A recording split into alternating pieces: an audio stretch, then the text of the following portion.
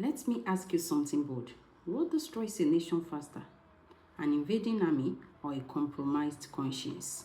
History clearly answers. Great empires rarely die by war, they rot from within. Rome didn't fall because of swords. It fell because of self-indulgence, moral confusion, and the erosion of values that once held it together. And friend, if we look around today at the headlines, the division, the confusion, don't you feel it? We are watching the soul of our culture fracture in real time. The question is, what price are we paying for our moral decay? And how can we stop it before it's too late? Every society, every family, every leader stands on values. Values shape behavior, and behavior shapes destiny.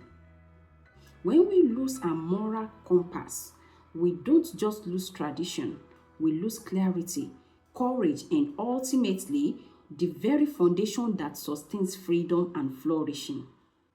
Moral decay isn't just about individualism, it's about collective drift. It's when right and wrong become relative, when truth becomes optional, and when character is replaced by convenience. And here's the warning: a society that tolerates everything will eventually stand for nothing. That's not fear, that's wisdom. And we need to talk about it urgently. If this resonates with your values, go ahead and subscribe to this channel to get more. We are building a community that lives with truth and lives with purpose. Now let me walk you through 3 vital truths about how societies fall from within and how you can be the kind of person who helps to hold the line. Number 1. Moral decay begins with the death of truth. When truth dies, confusion reigns. The prophet Isaiah once said, "Woe to those who call evil good and good evil." That's not just a warning, it's a mirror. We live in an age where feelings override facts and conviction is mocked as intolerance. But when a culture detaches from absolute truth, it begins to drift like a ship with no anchor. Rome fell when it abandoned virtue for vice. Their laws remained on paper, but their people were corrupted in heart. As leaders, parents, teachers, mentors, we must reclaim truth, not just as an idea, but as a lifestyle. Because when truth becomes negotiable, society becomes vulnerable. Number 2, moral decay multiplies when leaders compromise.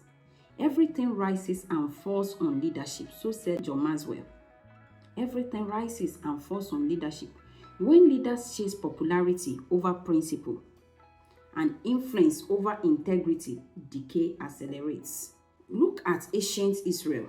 When kings feared the crowd more than they feared God, the nation crumbled, not from outside enemies, but from inner betrayal. Leadership isn't just about charisma, it's about character. It's not how loud you speak, it's how well you live.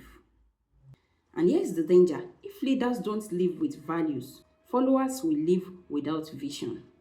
So ask yourself, what kind of leader are you becoming? Maybe you are saying you are not yet a leader, but do you add 5 years, 10 years to your years? Are you thinking you might be holding any leadership position?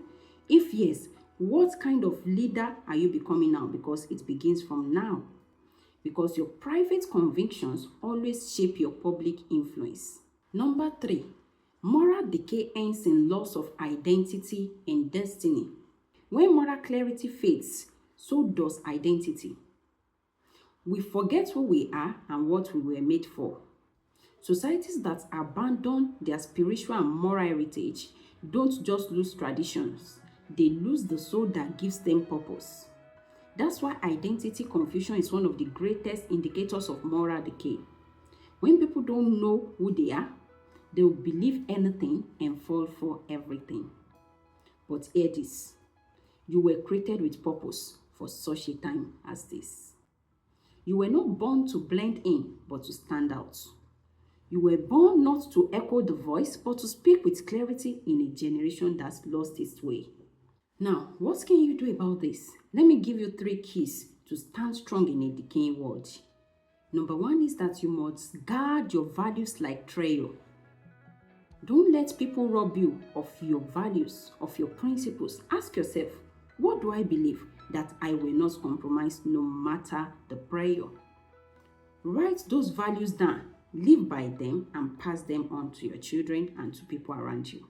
Number two thing you should do is to lead with integrity and not image.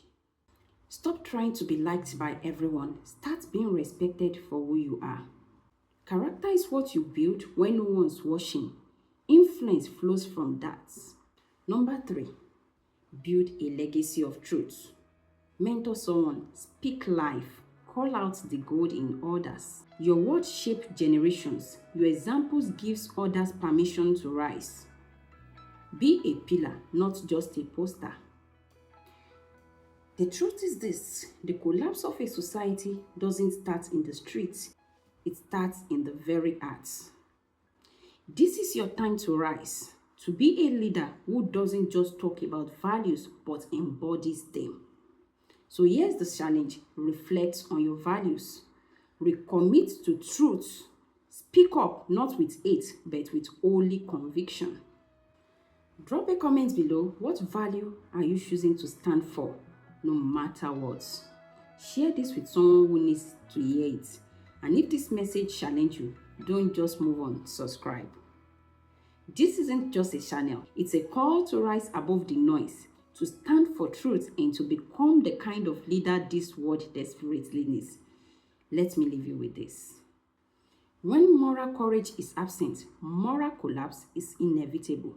Be the courage your generation is praying for. See you in my next video, and until then, live with purpose, lead with vision, and never ever compromise your calling.